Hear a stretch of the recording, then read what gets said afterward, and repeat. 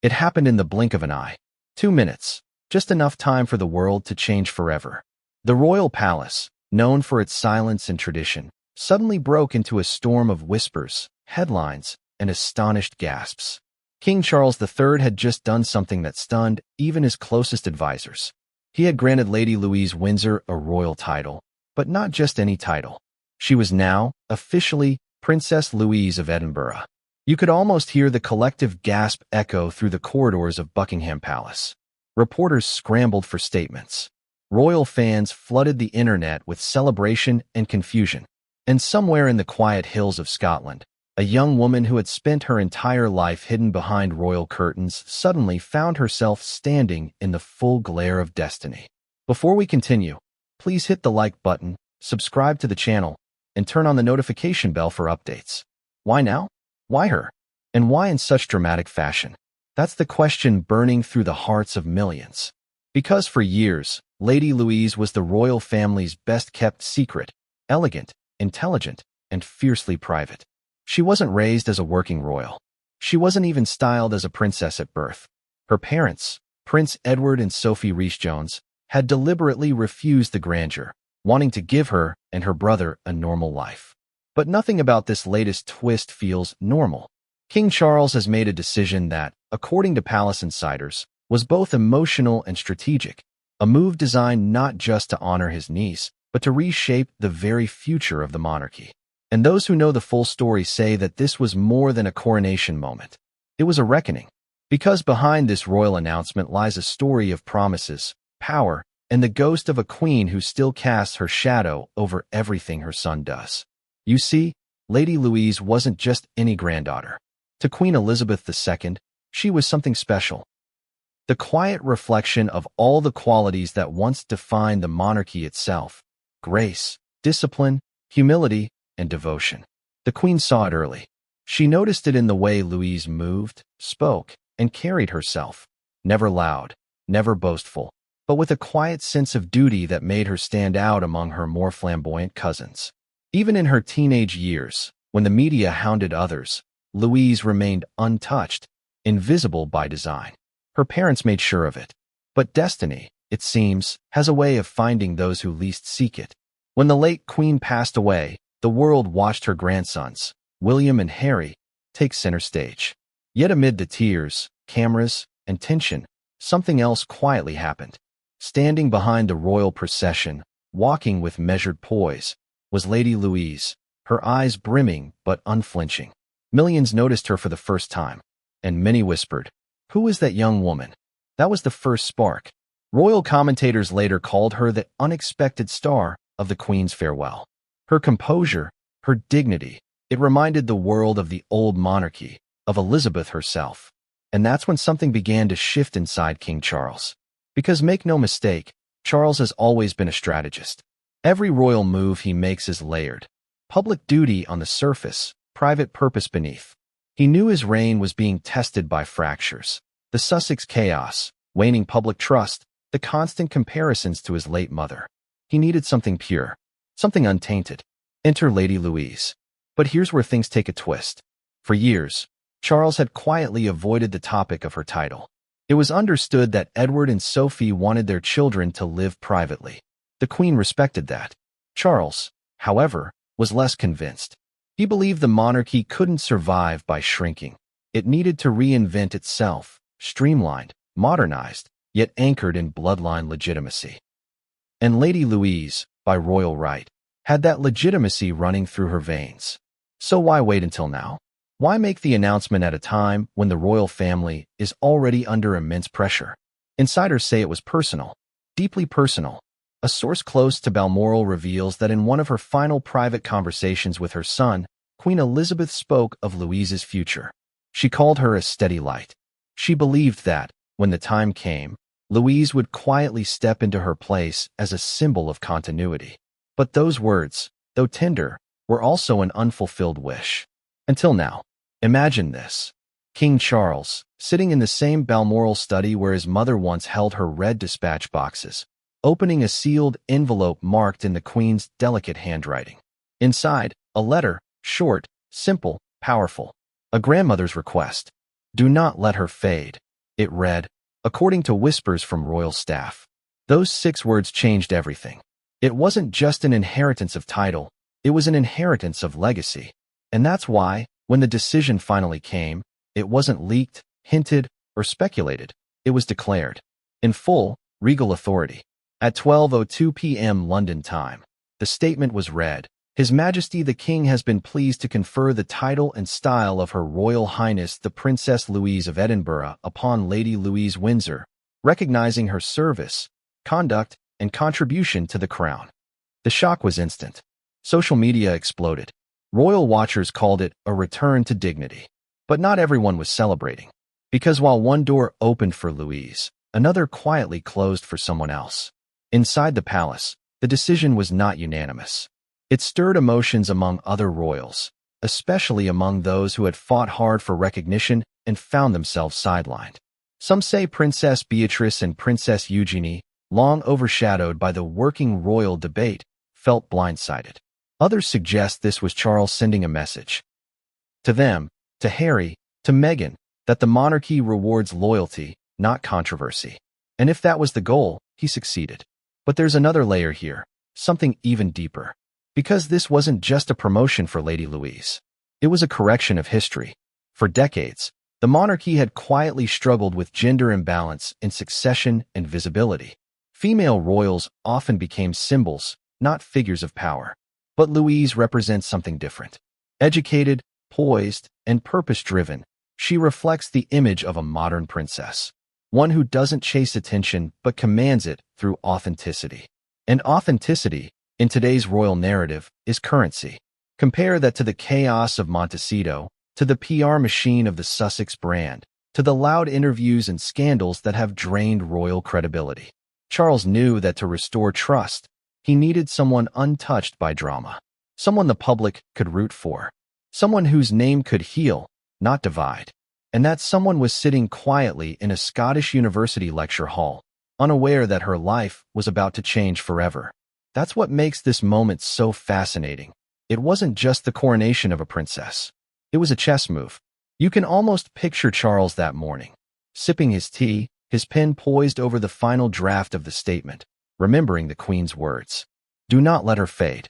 And he didn't. Because the monarchy is not just about crowns and carriages anymore. It's about narrative, image, relevance. And through Lady Louise, Charles has created a living bridge between the old and the new, a quiet revolution disguised as tradition. But here's where things get even more intriguing, the timing. The announcement came just as global headlines were turning critical of the royal family. Accusations of favoritism, funding scrutiny, and endless debate over Harry's role. Suddenly, this story cut through the noise, redirecting the spotlight to something wholesome, almost healing. It's no coincidence. Royal observers say this was Charles's way of reclaiming control over the narrative. He doesn't need to silence controversy, one royal biographer noted. He simply needs to drown it out with grace. And who better than Lady Louise, the embodiment of grace itself, to do exactly that? Still, the decision carried risks. A title once denied is not easily restored without consequences. Every royal act has ripples, and this one might just reshape the monarchy's internal hierarchy. Because while Charles may see Louise as the future, others may see her as a threat, especially those who once believed they were next in line to inherit influence. The old order is shifting. The quiet ones are stepping forward. And for the first time in years, the palace seems united in silence, as if everyone knows something big is coming. So as Lady Louise stepped into her new role, graceful, composed, almost unaware of the magnitude, the world could sense a change in the air. The monarchy, often accused of being slow and rigid, had just made one of its boldest moves yet. A decision rooted in love, framed in legacy, and timed with precision. But this story doesn't end with an announcement. Because behind that calm smile, behind the polished press release, and the ceremonial gestures, lies a secret that connects her title to a much older promise, one that dates back to the Queen's private journal, and a moment even Charles has tried to forget. And when that truth comes to light, it could change everything we think we know about this new princess, and the future of the crown itself. Because one thing is certain, this was not just a royal gift. It was a royal message, a signal to the family, the media, and perhaps even the world. The monarchy is changing. And Lady Louise?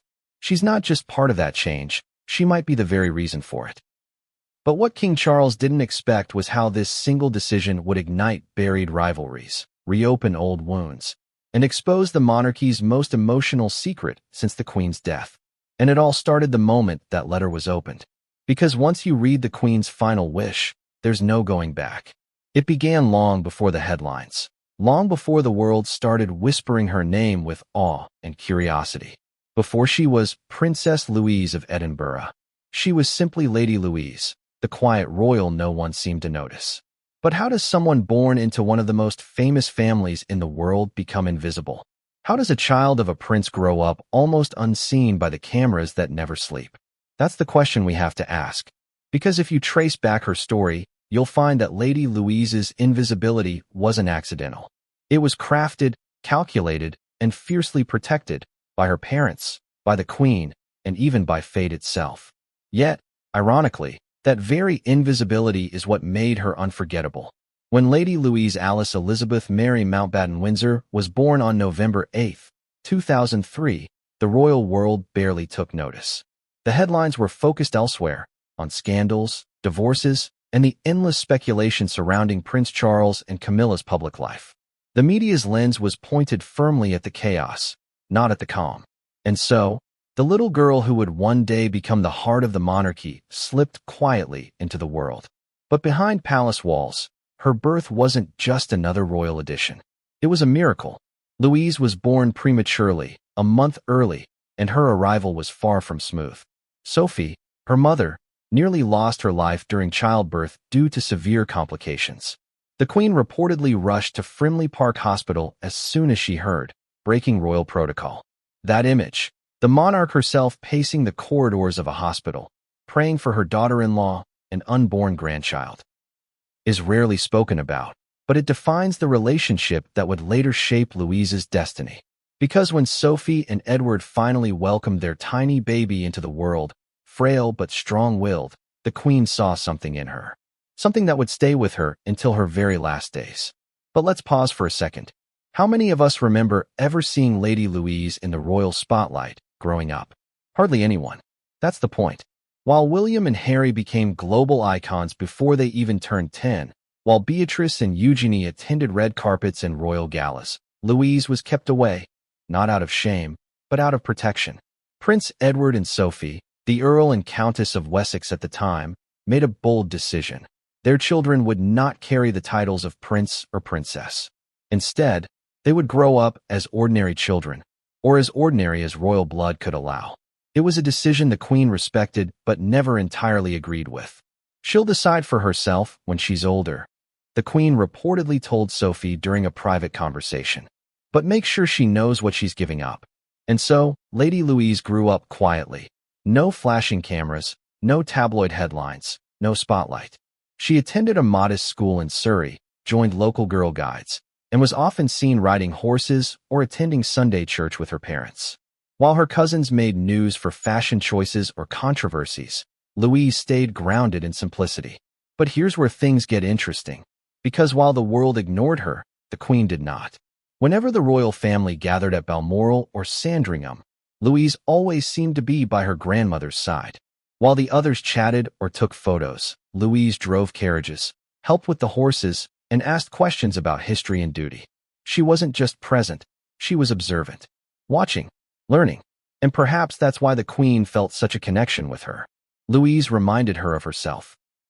Not the crown, not the throne, but the girl behind it. The girl who once fixed radios with her father before becoming the longest reigning monarch in history. There was something unspoken between them, something that even Charles couldn't quite touch.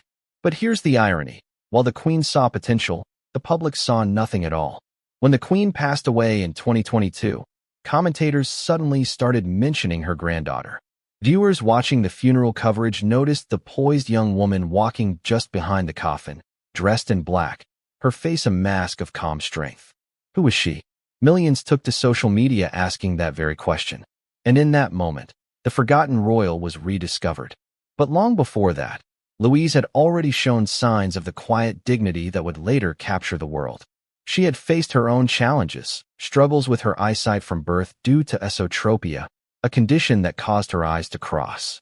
It wasn't until she was a teenager that corrective surgery fully restored her vision. Imagine growing up in a world where every move is photographed, yet you can barely see clearly. And still, she smiled. Still, she carried herself with grace. How many young royals would have handled that with such humility? That's what makes her story so powerful. Because while others complained about palace restrictions or media intrusion, Louise simply got on with life. No drama, no spectacle, just quiet strength. And maybe that's why the queen loved her most. But destiny doesn't stay hidden forever. And as Louise grew older, her resemblance to the queen became almost uncanny. The posture, the gestures, even her reserved humor, it was all there. Royal insiders often joked that she was the queen reincarnated in spirit. Still, no one expected her to take on any royal role. She was, after all, studying English literature at the University of St. Andrews, the same place where Prince William met Catherine. She seemed content with normalcy, but fate had other plans. Because while she studied quietly, a storm was brewing back home. The monarchy was under siege. Public criticism, Netflix documentaries, and tell-all memoirs were chipping away at its image. The Sussexes had declared their independence, the king was under constant scrutiny, and the younger generation seemed uncertain about their roles. That's when whispers began. Could Lady Louise, the forgotten royal, become the monarchy's secret weapon? Some called it far-fetched. Others saw the logic. She was untouched by scandal, beloved by the queen, and carried the Windsor bloodline without the baggage of modern controversies. She represented everything the public once admired about royalty: quiet service, tradition, integrity. And when the queen passed, it was Louise who inherited one of her grandmother's most beloved possessions, her personal carriage and ponies. Think about that for a second. The queen had children, grandchildren, even great-grandchildren, but she chose to leave her carriages to Lady Louise. That wasn't just sentimentality. It was symbolic. The carriage was more than a royal hobby. It was the queen's sanctuary, her expression of freedom beyond the palace walls.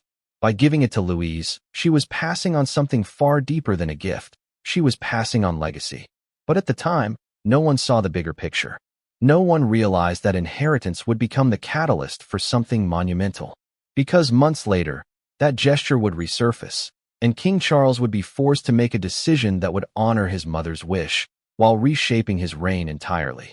Still, Louise remained in the background, her life seemingly normal. Friends described her as gentle but strong, someone who loved books, nature, and long walks. But behind that calm exterior, she was also growing increasingly aware of her position in royal history. Did she want the title? Did she crave it? Not necessarily. But she understood what it represented. It wasn't about power. It was about purpose.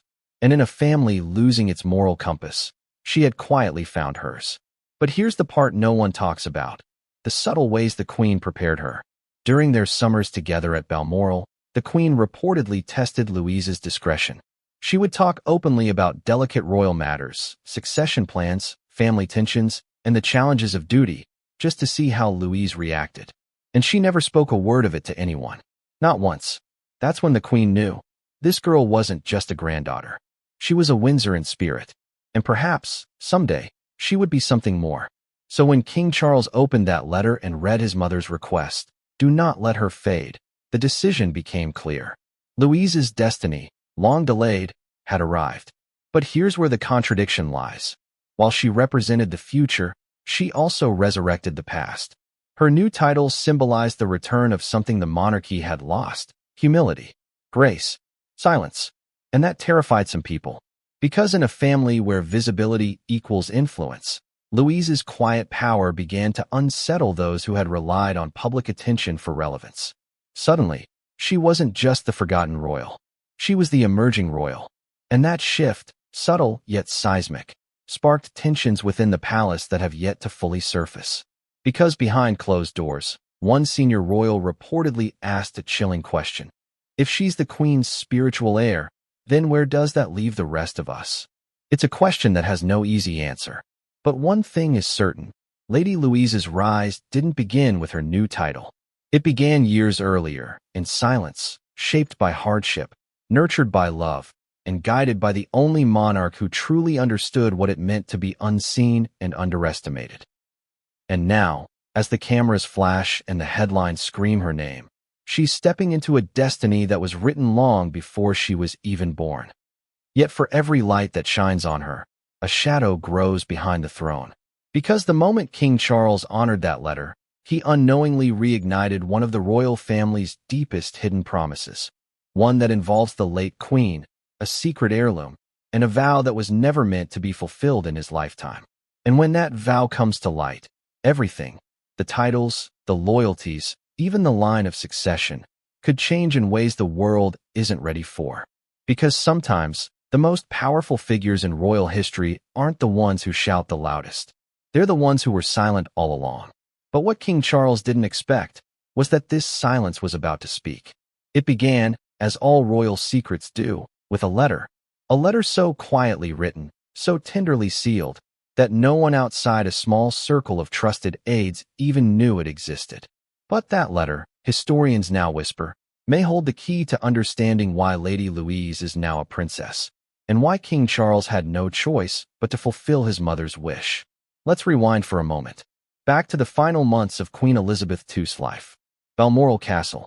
Late summer. The air cool, crisp, heavy with the scent of pine and rain.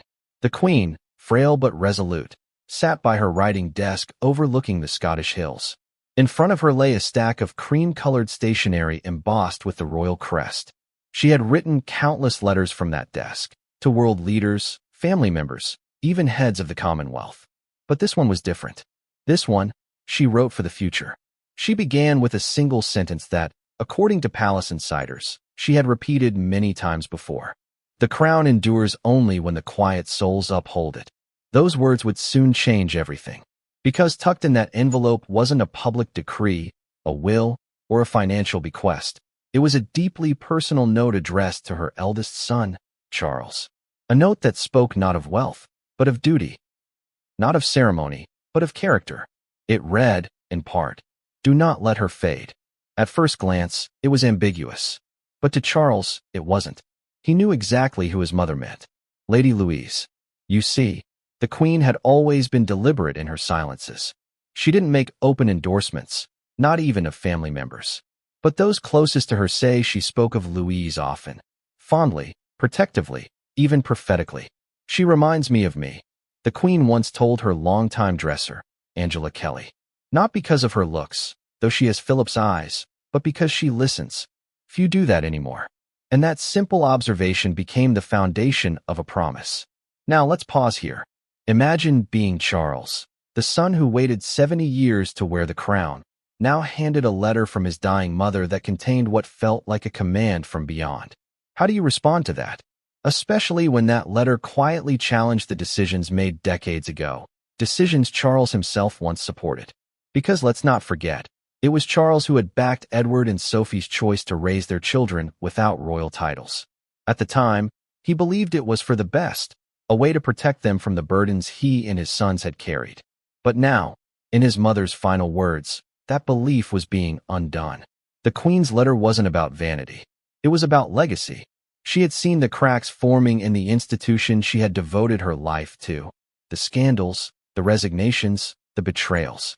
She knew that one day the monarchy would need a figure uncorrupted by fame, untouched by gossip, someone who embodied the very virtues the crown was supposed to stand for.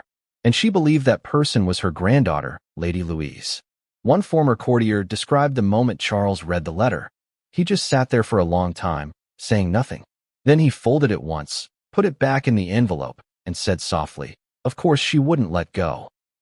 But the Queen didn't just write one letter.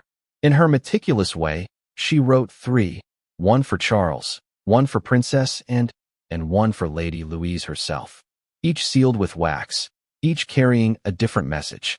Anne's letter was blunt, in the Queen's typically stoic style. She will need your strength. Help her stand alone. Louise's letter, though never made public, reportedly began with a line that still sends chills down the spines of those who've seen it. You were born under a quiet star, but it will rise when I set. A prophecy, almost. At the time, no one could have imagined how true those words would become.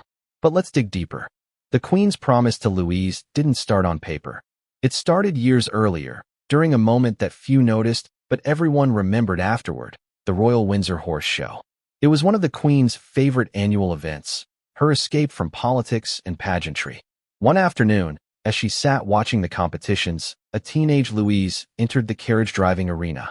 The crowd wasn't expecting much. She was, after all, the Queen's granddaughter, surely just participating for fun. But when the whistle blew, something magical happened. Louise handled the reins with confidence beyond her years. The horses moved in perfect rhythm, her control precise, her expression calm. And when she finished, the Queen's eyes glistened. She stood, clapping, a rare gesture. Those who sat near her recalled the Queen, whispering under her breath, "She's got it. The Windsor Steel." From that day on, something changed. Louise began spending more time at Balmoral and Windsor, often privately accompanying the Queen on carriage rides. Not as a royal apprentice, but as a granddaughter absorbing the rhythms of a monarch who had long mastered silence as strength. And here's the emotional twist. While others saw those moments as simple family bonding, they were, in truth, lessons. Every conversation, every quiet ride across the estate, was part of the Queen's unspoken mentorship. Louise once told a close friend that her grandmother taught her how to listen without agreeing, how to stand without speaking. Those are the words of someone who was being groomed not for fame, but for responsibility. But then came the pandemic, and the Queen's isolation at Windsor Castle. Even in her solitude, she maintained her routine. And when restrictions allowed, Louise was one of the few family members who visited regularly. They would sit in the gardens, sipping tea, talking about literature and history, two passions they shared deeply. But sometimes, the Queen's tone would shift. She would ask questions like, "Do you believe the monarchy should change, or should it endure as it is?" Louise's answers, according to those familiar with their exchanges, always reflected humility.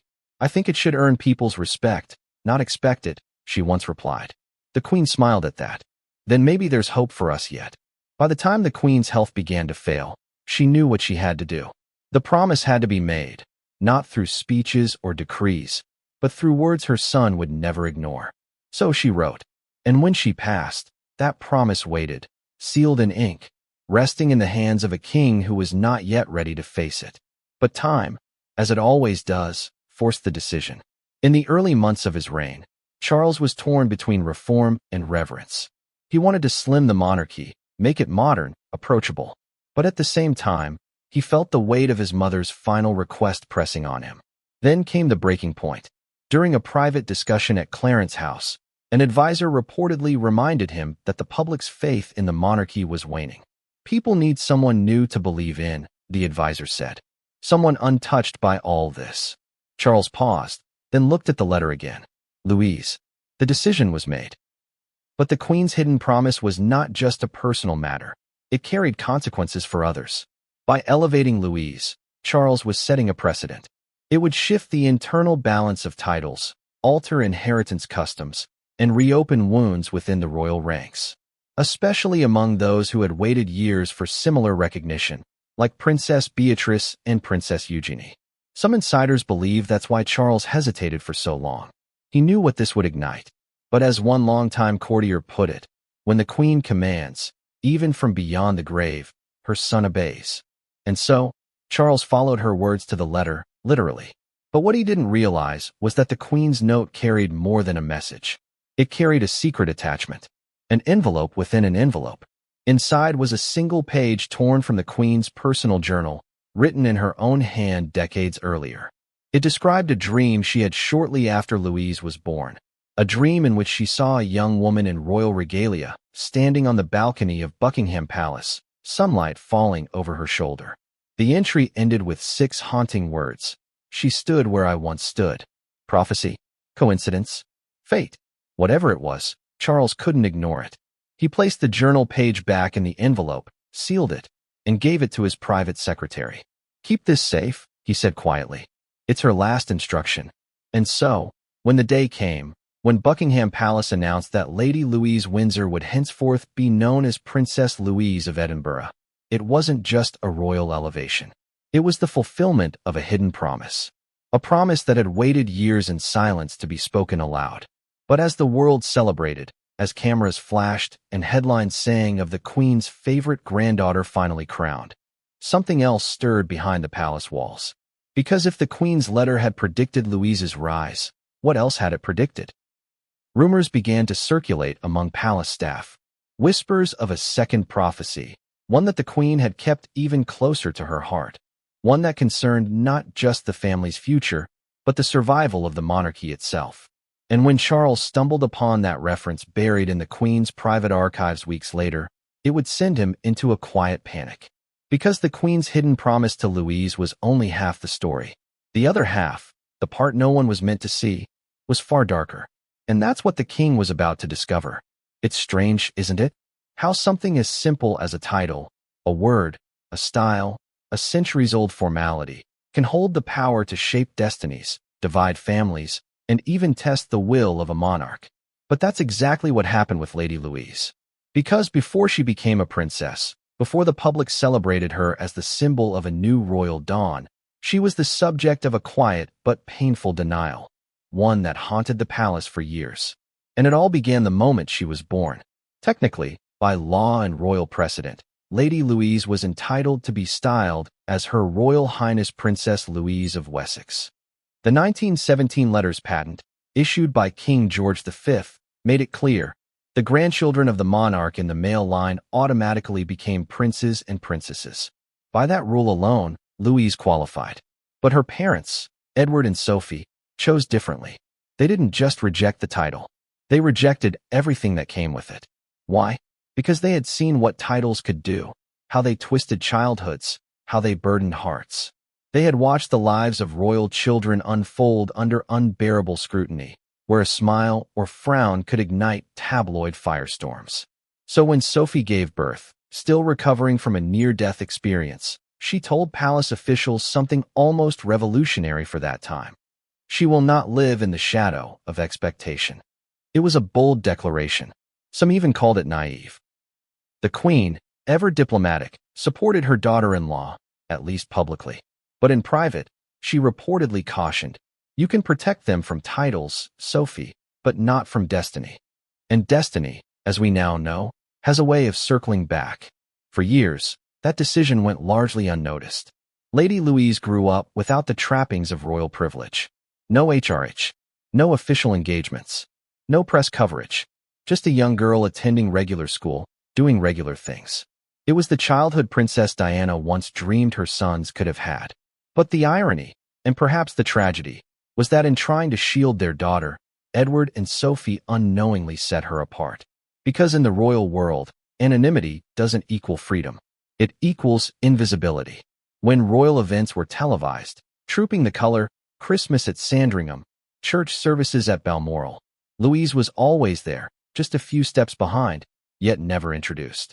Viewers didn't even know her name for years. She was the young girl beside the Countess, the shy one next to her brother. It wasn't until her teenage years that the public began to notice her resemblance to her grandmother. The same poise, the same soft but commanding presence. And it wasn't just the resemblance. It was the restraint. The way she carried herself at events where others sought attention. The way she never spoke out of turn, never stumbled under pressure. She was, in every way, royal, without ever asking to be. But inside the palace, not everyone agreed on keeping her untitled. As early as 2012, some senior aides reportedly urged the Queen to reconsider.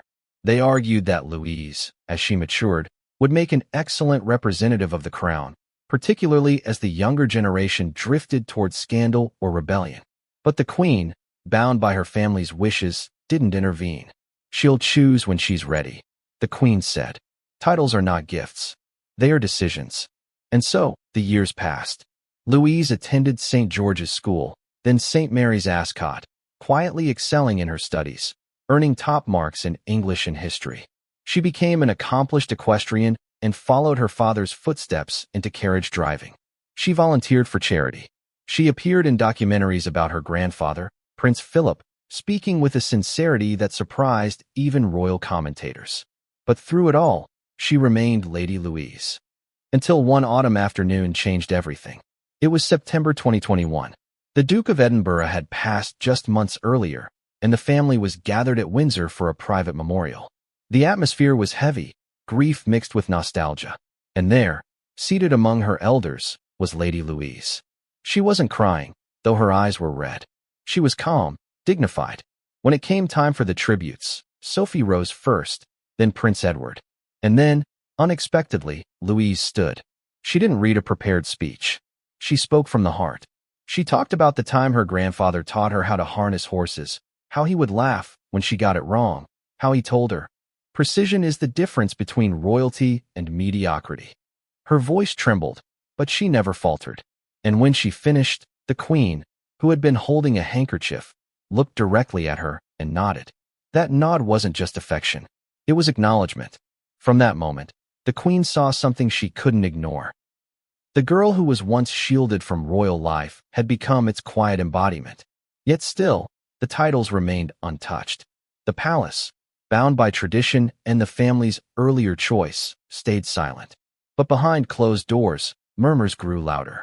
Charles, then Prince of Wales, had his reservations.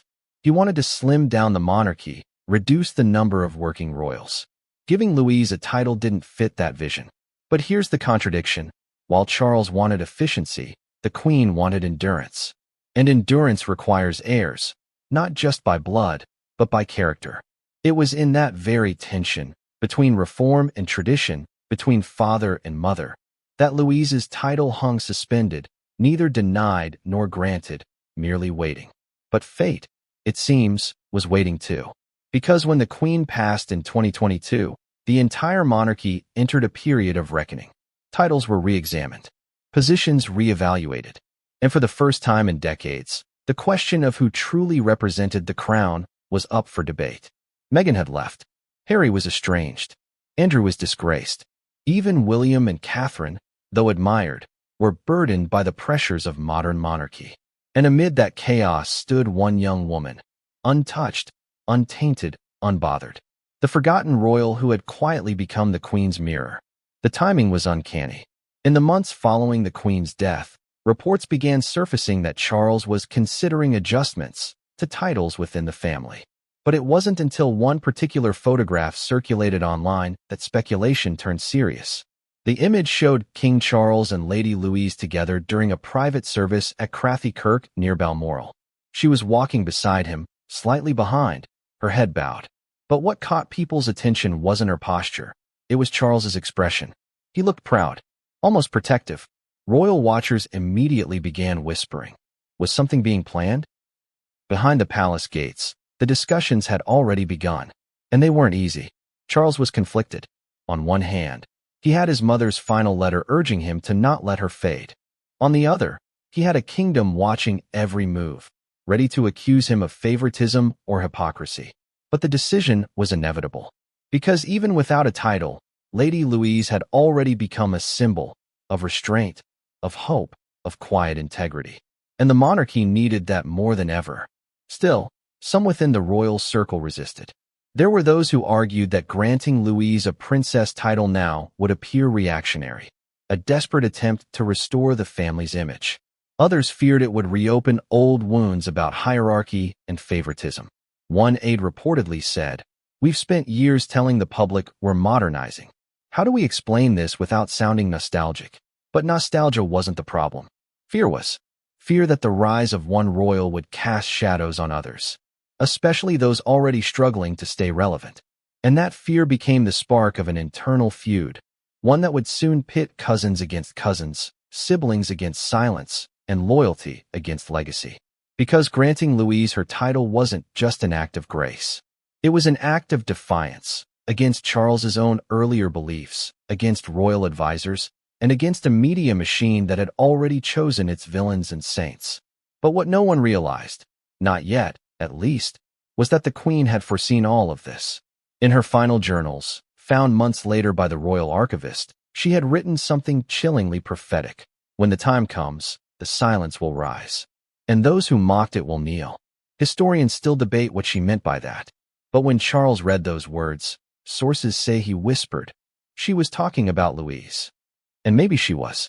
Because Louise's story isn't just about titles or recognition. It's about timing, the quiet, divine precision of fate. For years, her title was denied out of love. Then, it was restored out of necessity. And yet, in the middle of that paradox, lies the real question, the one no one dares to ask aloud.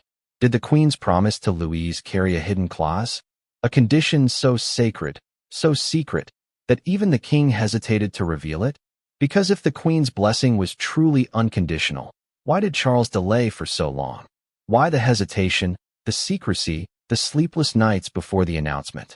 The answer, insiders whisper, lies not in the letter itself, but in something attached to it. A name. A single name that appeared beneath the Queen's signature. One that changed the context of the promise entirely.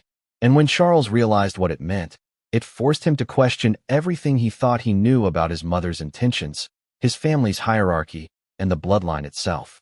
That name would lead him to the truth. Every royal story, no matter how carefully written, has a wild card. For Lady Louise, that wild card came wrapped in designer dresses, Hollywood smiles, and a media machine powerful enough to rewrite narratives overnight. Her rise to princesshood, those centuries rooted in family lineage, was accelerated by something far less traditional, the ripple effect of Meghan Markle. Let's ask the question everyone's thinking. What could Meghan Markle possibly have to do with Lady Louise becoming a princess? The answer is everything. Because sometimes, a monarchy doesn't evolve by choice. It evolves by contrast.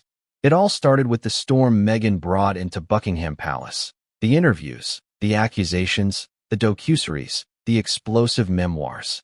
Every headline became a dagger, every statement a battle. The royal brand was crumbling under the weight of modern rebellion, and Charles, barely crowned, found himself fighting to protect a legacy centuries old from collapsing under the gaze of a Netflix lens. And amid that chaos, the royal family's image fractured into two versions, one loud, defiant, and celebrity-driven, and the other quiet, dutiful, and traditional. Lady Louise, without even knowing it, represented the latter. Let's rewind to the Sussex saga. When Meghan sat before Oprah Winfrey, dressed in black, eyes glistening, and said, "I just wanted to be heard," the world divided. Some saw her as brave. Others saw her as dangerous. But one thing was certain.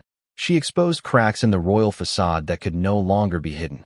Questions about hierarchy, favoritism, and privilege erupted worldwide. Why did some royals have titles and others didn't? Why were some protected and others left defenseless against the press? And amid all those questions, one name resurfaced in quiet corners of the British press, Lady Louise Windsor. Because while Meghan was demanding to be recognized as a princess in spirit, there was a girl who had been born one by right and yet refused it. That contrast didn't go unnoticed. Columnists began drawing comparisons. The princess who never asked, they wrote. The royal who stayed silent. One tabloid even called Louise the anti-Meghan, a title she never wanted, but one that carried powerful symbolic weight. King Charles saw it too. He understood the optics. The monarchy was bleeding public trust, and in the court of public opinion, perception is power. So when the time came to recalibrate his family's image, he didn't need another celebrity. He needed a symbol, someone whose existence quietly answered Meghan's loudest accusations. Louise became that answer. Let's pause here. Ask yourself, have you noticed how, in the years following the Sussex fallout, the royal family began subtly highlighting its quieter members? Fewer red carpets, more charity work, more authenticity. It wasn't accidental. It was strategic. Every monarchy, at its core, is a performance. And when one performer storms off stage, the show doesn't stop.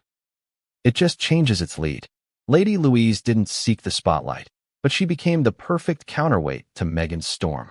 While Meghan spoke of racism and hierarchy, Louise represented inclusivity without words. While Meghan chased the camera, Louise shied away from it. While Meghan claimed the monarchy silenced her, Louise proved silence could speak volumes. It was poetic irony. And King Charles knew the public loves irony, especially royal irony. Still, not everyone agreed with his emerging plan. Inside Clarence's house, debates turned fierce. Advisors warned that elevating Louise might look like retaliation, as though the crown was replacing one duchess with another. You can't fix optics with optics, one aide argued. But Charles wasn't trying to fix optics. He was reclaiming them. He understood something his critics didn't. You don't defeat a modern narrative by fighting it. You replace it. And that's exactly what he did. He began quietly orchestrating a slow reintroduction of Lady Louise into public life. Invitations to key events. Appearances at Windsor. Carefully timed photographs. Each one framed her as the future the monarchy could trust again. But there was one specific moment that sealed her transformation from overlooked royal to symbol of renewal. The Platinum Jubilee. The world watched the pageantry, the balcony appearances, the parades, but few noticed a subtle, almost poetic image that flashed across millions of screens. Lady Louise driving her late grandfather's carriage through Windsor Park, her hair pulled back, her hands steady on the reins. It wasn't staged. It wasn't dramatic. It was simple, quiet, pure, and yet it stole the show. Social media exploded with admiration. People wrote things like, "She carries the Queen's dignity. Finally, a royal who reminds us of what they used to be." Charles read those comments. He studied them, and the realization hit him like a revelation. This was the answer to the monarchy's crisis of authenticity. Lady Louise was everything the crown needed to survive. But the irony didn't end there. Because while the media was celebrating her poise, Meghan's camp noticed too. Reports surfaced that Meghan, while in California, made a pointed remark during a podcast appearance. Some people get recognition for silence. Others get punished for speaking truth. It wasn't a direct reference, but everyone knew who she meant. The palace, as always, remained silent. But behind the silence, Charles's resolve hardened. If there had ever been doubt about fulfilling his mother's letter, the command to not let her fade, that doubt was gone now. The contrast between the two women had become a narrative too powerful to ignore. But not all within the royal circle were pleased. Princess Beatrice and Eugenie reportedly saw the move as favoritism disguised as strategy. Why her? They asked privately. Why now? They'd been dutiful too. They'd stayed loyal, weathered the storms, and still carried the weight of public skepticism. To them, Louise's elevation was a betrayal, proof that even silence had politics. And to make matters worse, the announcement came just days after Meghan and Harry launched yet another public relations blitz, a new documentary teaser questioning who controls royal truth. The timing was no coincidence. Charles's statement came like a thunderclap. His Majesty the King has conferred upon Lady Louise the style and title of Her Royal Highness the Princess Louise of Edinburgh. The internet froze. The palace phones lit up. The narrative flipped. While Meghan's team preached victimhood, the king's family embodied redemption. But behind that flawless media choreography was a quieter, more personal motive, one rooted in emotion, not politics. Because while the public saw a power move, the king saw an act of penance. For years, Charles had lived under the shadow of guilt. Guilt for his strained relationship with Diana, guilt for the loss of public trust, guilt for the pain his family had caused itself. And in Louise, he saw a chance to correct something, to honor the woman who raised him, the queen who believed in silence, grace, and strength. But he also saw something else, a message to his sons, especially one. Because by granting Louise her rightful title, Charles wasn't just honoring tradition. He was quietly saying something to Prince Harry. This is what loyalty looks like. This is what legacy rewards. And that message, subtle as it was, cut deep. Sources say Harry was furious when he learned of the announcement, not because he disliked his cousin, but because he understood what it meant. The monarchy had found its new model royal, and it wasn't him. Meghan's response was even sharper. Behind closed doors, she reportedly told a friend they needed another princess to replace the one they lost. Harsh words, perhaps, but not entirely untrue. The monarchy did lose a princess, one to scandal, one to exile, and now, in poetic symmetry, they had gained one back. Yet what no one expected was how this carefully crafted balance, the quiet princess versus the outspoken duchess, would soon spiral into something bigger. Because while Charles thought he was restoring harmony, he was unknowingly fueling a new rivalry, one that would transcend titles and touch on something far more personal, influence. And influence, in the royal world, is more dangerous than power. Because power comes from titles, influence comes from hearts. And as the public fell in love with Princess Louise's grace, Meghan's grip on the royal narrative began to slip. But Meghan Markle doesn't lose quietly. She retaliates. Strategically. And the next move she made would force Buckingham Palace into a defensive panic, dragging private letters, secret meetings, and one particular Balmoral night into the global spotlight. A night that changed everything for both women. The letter had been read. The decision, at least in spirit, had been made.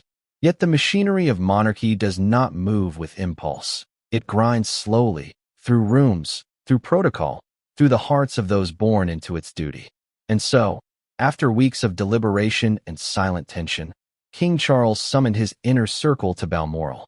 That was where it all happened. The moment everything shifted from thought to action. But first, a question: why Balmoral? Why not Buckingham Palace, where announcements are drafted and history is inked? Because Balmoral was never just a residence. It was the Queen's sanctuary, her sacred ground. And for Charles, to make this decision anywhere else would have felt like sacrilege. It was late autumn, the Scottish air thick with mist. The castle's grey stones seemed to hold the breath of those who had come before: Victoria, George V, Elizabeth II. Within its walls, secrets had been forged, marriages arranged, scandals buried. And now, it would host another defining chapter of royal history. In the drawing room, the fire crackled as Charles waited. The walls were lined with photographs: his mother with her corgis, Philip at his carriage races, the family at Christmas gatherings that now felt like echoes.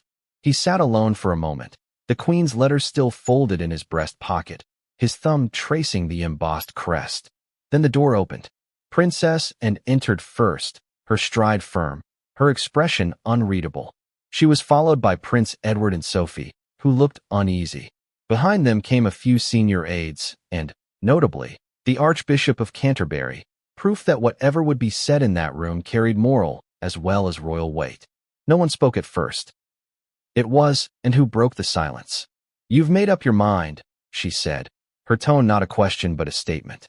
Charles looked up, meeting her gaze. "I've read her letter. I don't think I have a choice." Edward shifted in his seat. "Mother's wishes were always layered, Charles. You of all people know that.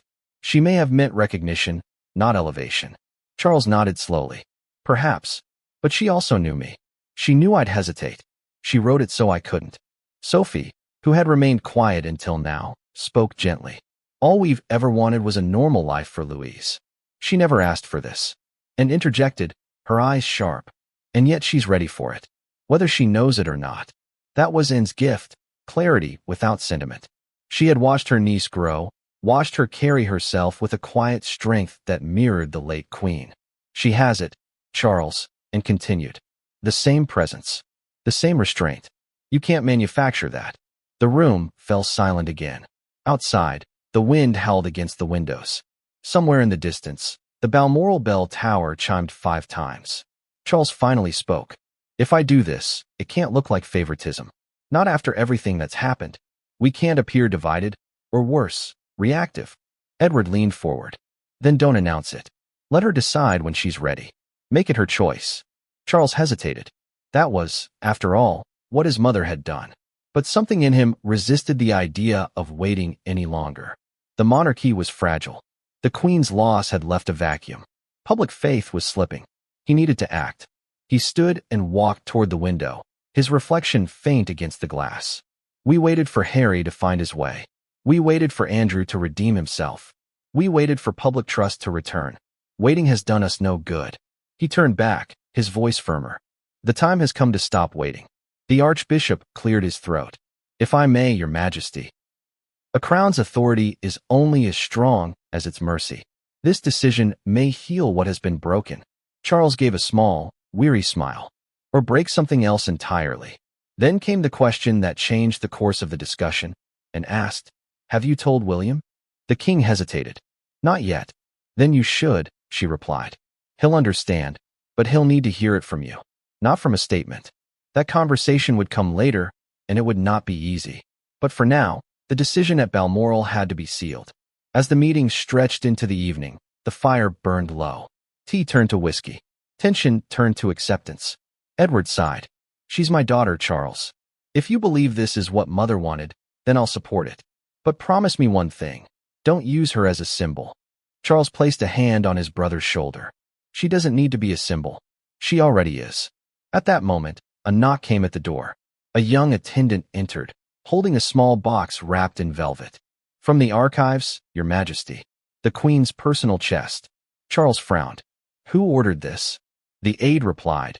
It was found with her last papers marked for Your Majesty's attention. It references Lady Louise. The room fell into stunned silence. Charles opened the box. Inside lay a silver locket, tarnished with age. Engraved on the front was the Queen's cipher, and inside, a photograph, an image of young Lady Louise riding a pony beside the Queen. Beneath it, a folded piece of paper. Charles unfolded it carefully. The handwriting was unmistakable. For the one who inherits quiet strength. Let this serve as her sign when the time is right. No one spoke. Finally, and broke the silence. Well, there it is, she murmured. Mother always did like her symbols. Charles closed the locket and placed it gently back in the box. Then the time, he said softly, is now. And just like that, the decision became irreversible. The next morning, official drafts began circulating through royal channels. Phrasing, protocol, insignia design. But outside the castle, rumors had already started to leak.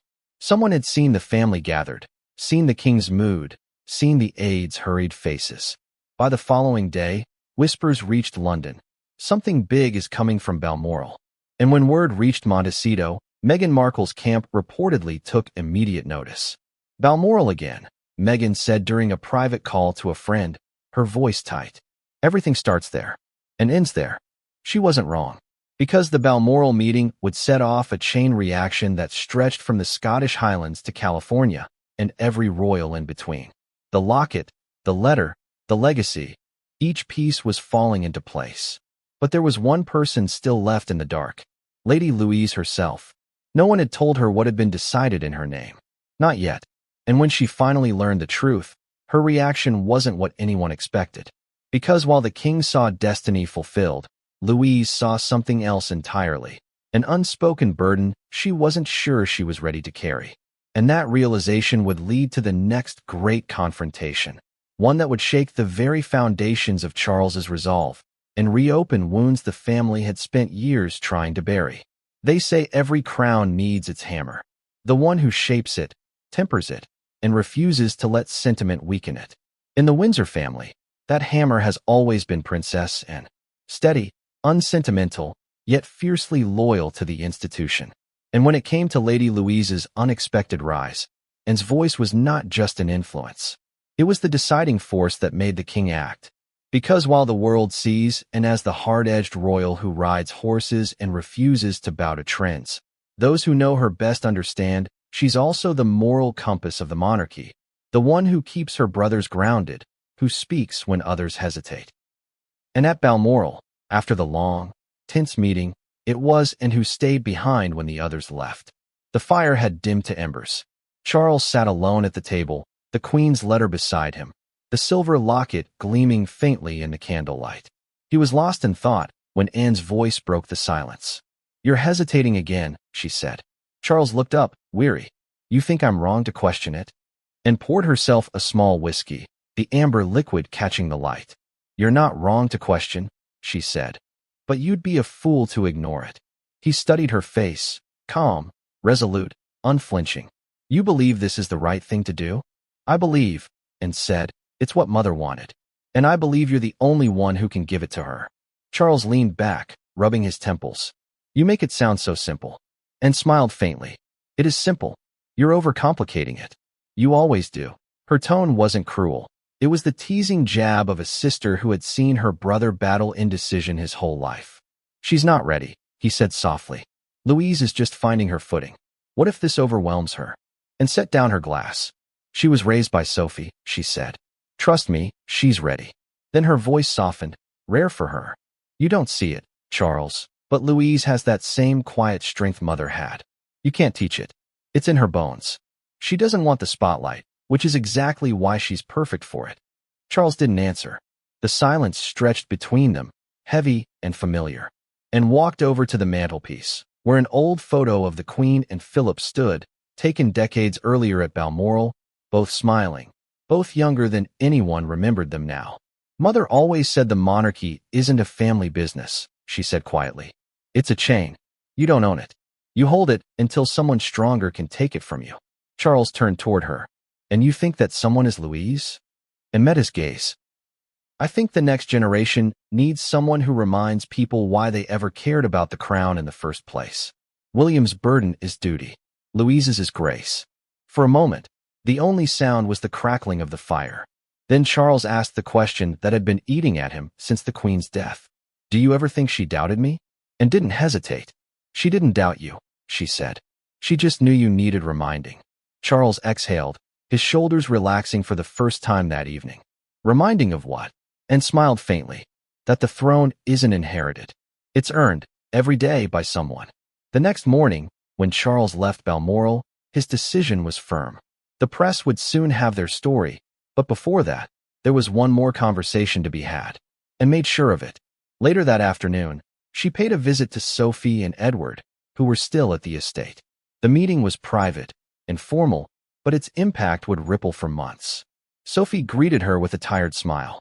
So it's happening, then, she said before and could speak, and didn't deny it. It is. Edward looked uneasy. We're proud of her, of course, but this isn't what we wanted for her. We tried to protect her from all this. I know, and said, you did a good job, but she's not a child anymore. The world already sees her differently, and now she'll have a chance to define what that means. Sophie frowned. You sound like you've already decided what's best for her, and gave a small shrug. I'm not deciding for her. I'm giving her the choice to step up before the world pushes her into it anyway. There was a pause. Then Sophie asked, and if she doesn't want it? And looked at her sister-in-law, the same calm, steel-eyed look she'd given Charles the night before. Then she won't take it, she said. But if she does, she'll need you to stop protecting her from the thing she was born to do. It was the kind of statement only Anne could make. Blunt but true, landing with both weight and compassion. That evening, she met with Louise herself. The young woman arrived unaware of the full scope of the situation, wearing a thick sweater, her hair loosely tied back, still carrying that shy poise the public adored. When Anne told her about the king's decision, Louise froze. A princess, she repeated softly, as if testing the word, and nodded. It's your birthright, whether you wanted it or not. But now, it's also your choice.